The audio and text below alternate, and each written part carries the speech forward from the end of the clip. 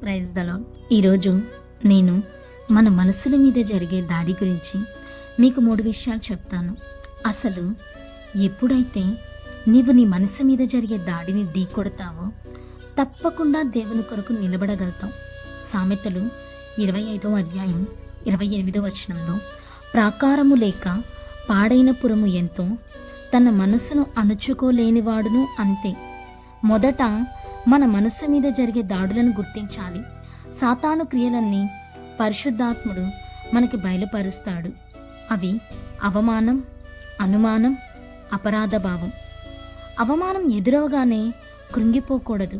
Hebrew 12:2లో యేసు ప్రభువారు ఆయన ఎదుట ఉంచబడిన ఆనందం కొరకై అవమానమును నిర్లక్ష్యపెట్టి సిలువను సహించి దేవుని సింహాసనం యొక్క కుడిపార్శ్వమున ఆసీనుడై ఉన్నాడు.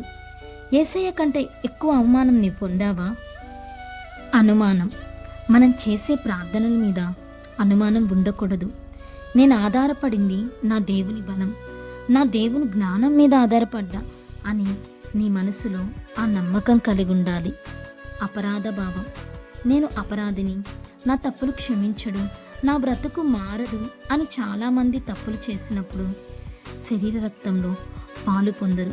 అది సరైన పద్ధతి కాదండి. ఆ తప్పుని దేవుని ఎదుట ఒప్పుకొని పాలు పొందాలి.